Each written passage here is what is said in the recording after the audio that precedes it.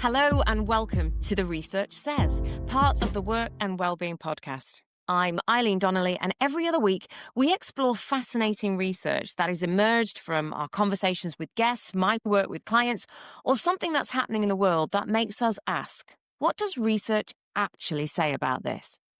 Today's episode was sparked by a conversation I had with Matt Wilson from Computer Center. During our chat, we kept coming back to this idea of compassionate leadership, that ability to lead with both the heart and the head.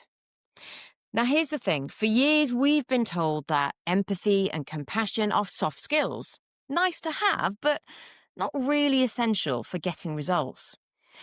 But what if I told you the latest research is completely turning that assumption on its head?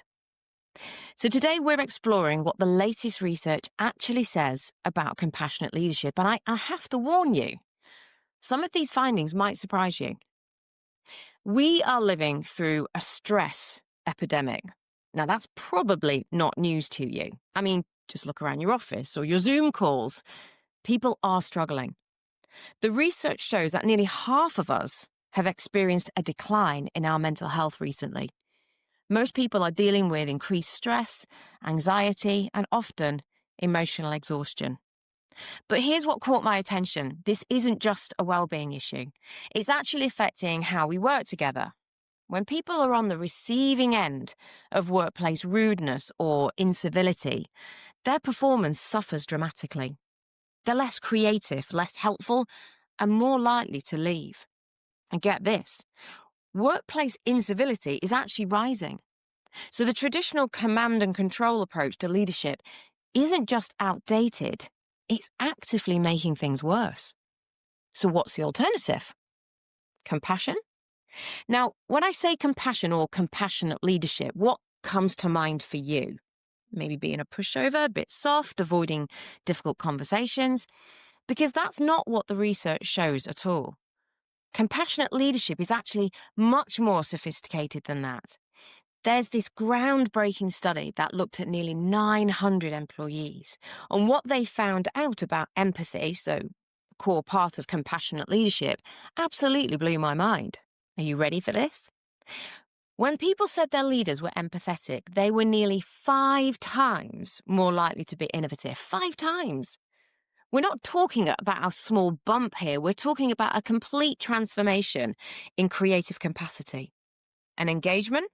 Well, people with empathetic leaders were more than twice as likely to be engaged at work. Think about what that means for your team's energy, their commitment, and their willingness to go the extra mile. But here's where it gets really interesting from a business perspective. Retention. When people felt their circumstances were respected and valued by their leaders, they were much more likely to stay. But when they didn't feel that respect, most were considering to leave. Have you ever calculated the cost of replacing someone on your team? Because it's enormous. We're not just talking about being nice here, we're talking about fundamental business drivers. Now, here's where the science gets really fascinating. Did you know that empathy is actually hardwired into your brain? Researchers found something remarkable when they looked at people's brains. When they saw their friend experiencing a threat, the same part of their brain lit up as when they were personally threatened. So we literally feel for others as deeply as we feel for ourselves. But here's the really cool bit. Empathy is contagious. When leaders model empathy, it spreads throughout the team. So people become more empathetic themselves. It's like a positive virus that makes everyone more collaborative and cooperative. And get this, children as young as 2 show empathy. So this isn't something we learn in leadership training. It's part of our fundamental human wiring. So why do we train it out of leaders? Now, one of the most comprehensive pieces of research in this area comes from Gallup. They surveyed people in 52 countries. I mean, that's massive scale. And they were seeking to understand what do followers actually want from their leaders. And the findings were remarkably consistent. It doesn't matter if you're in Tokyo, London, Lagos, or Sao Paulo. People want the same 4 things from their leaders: hope, trust, compassion, and stability. Notice that compassion is right there in the top 4, alongside traditionally hard leadership qualities. So this isn't a Western concept or a cultural preference. It's a fundamental human need. And when leaders provide these 4 things, well, it leads to measurably less suffering and better well-being amongst their teams. We're not just talking about feel-good metrics here. We're talking about people's actual quality of life. Now, there's another dimension to this that I find fascinating. McKinsey's research shows that the most effective leaders are moving beyond what they call professional identity. Now, what does that mean? Well, instead of just playing a role at work, they're bringing their complete selves, including what McKinsey calls even the quirky bits. Now, this sounds a bit risky, doesn't it? Like, we bring our quirky bits, we're potentially showing vulnerability, and that might undermine authority, maybe? But the research shows exactly the opposite. There's this brilliant example of a CEO who was struggling. His team was complaining, performance were down, people were leaving. Now, instead of doubling down on authority, he did something remarkable. He shared his feelings of frustration and powerlessness with his senior team. His vulnerability didn't undermine his authority. It enabled authentic dialogue and then better decision-making. When leaders show they're human, it creates what researchers call psychological safety, something we talk about a lot. That environment where people feel safe to speak up and bring, as a result, their best thinking. Now, speaking of real-world applications, there's this incredible case study from Singapore. A multinational company was preparing for an IPO.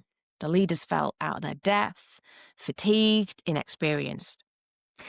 Instead of bringing in traditional strategy consultants, they invested in nearly 100 leaders over 18 months, helping them to develop authenticity and compassion. The result? They successfully navigated their IPO during a global pandemic. These young leaders didn't just survive the pressure, they thrived. This isn't theory, it's proven business results. Compassionate leadership doesn't just feel good, it delivers outcomes when the stakes are highest. Now let's get practical for a moment. The research identifies 2 types of empathy that you can develop. First, there's cognitive empathy. So that's understanding someone else's thoughts. It's asking yourself, if I were in their position, what would I be thinking right now? So for sure, needs some emotional intelligence. Then there's emotional empathy. That's focusing on feelings. Being in their position would make me feel, again, emotional intelligence is needed.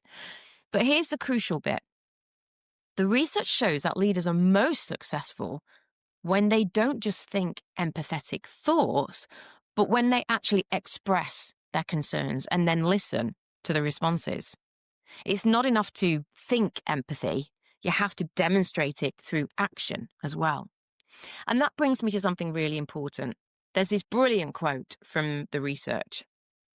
You're behaving so loudly, I can hardly hear what you're saying. Empathy without action isn't leadership, it's just sentiment. People trust leaders when there's alignment between what they say and also what they do. So what does empathy in action look like? Well, it's understanding an employee's struggles, offering concrete help. It's really listening when someone shares a concern. It's making decisions that consider the human impact, not just the business outcome. And the research is clear. People may not remember what you say, but they will absolutely remember how you made them feel. And here's something that really struck with me in the research. When leaders are perceived as more empathetic, people report significantly better health. Think about that for a moment. In a world where most people are struggling with stress and anxiety, the way you show up as a leader directly impacts their psychological well-being. And it goes beyond that. Because when people feel their leaders are empathetic, they're much better able to navigate the demands of work and life. We're not just talking about workplace performance, we're talking about the quality of people's entire lives. And here's another thing, another finding that absolutely blew my mind. People with empathetic leaders are 3 times more likely to say their workplace is inclusive. 3 times. just based on leadership empathy. Now, I want to address the elephant in the room. If the research is so compelling, why don't more leaders embrace compassionate leadership? Well, McKinsey research provides some fascinating insights here. We're biologically wired for survival. We know that. And our fear-based reactions send us into old habits when we feel threatened. When adaptability is most crucial, so during stress, change, uncertainty, we're least able to tap into it. So we default to command and control because it feels safer, even when the evidence shows it's less effective. But here's the thing. If leaders can evolve beyond fear-based reactions, they can unlock people's deepest passion, wisdom, and creativity. So what does compassionate leadership actually look like in practice? Well, the research suggests several key practices. Expanding your awareness, seeing beyond your immediate concerns to understand the broader impact of your decisions. Developing emotional intelligence, regulation, responding thoughtfully rather than just reacting. And of course, treating well-being as a skill that you can develop. And here's one thing that really resonates with me. Acknowledging that hopes and fears are part of being human and therefore part of business. So are you creating these conversations with your teams? Now, one thing that's particularly compelling about this research is its global scope. The global Gallup study covered 52 countries, and the findings really were remarkably consistent across all cultures. So this suggests that compassionate leadership isn't a cultural preference, it's a fundamental human need. So whether you're leading in Asia, Europe, Africa, or the Americas, people want leaders who demonstrate genuine care and understanding. And that brings me back to my conversation with Matt Wilson. What struck me about our conversation was how naturally he talked about the human side of leadership, understanding people's individual circumstances and creating safe spaces for difficult conversations, leading with both strength and vulnerability. And the research validates everything Matt was describing. It's not just good leadership intuition, it's scientifically proven to drive better outcomes. So what does all this research tell us about compassionate leadership? Well, first, it's not a soft skill. It's a performance multiplier. The data shows clear connections between empathetic leadership and innovation, engagement, retention, and inclusion.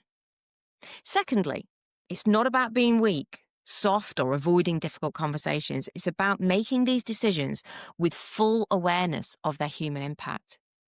And third, brilliantly, it's learnable. The research shows specific practices you can develop. And finally, it's becoming essential. As automation takes over our routine tasks, the ability to connect, empathize, and create psychological safety becomes a real competitive advantage. So here's a challenge for you.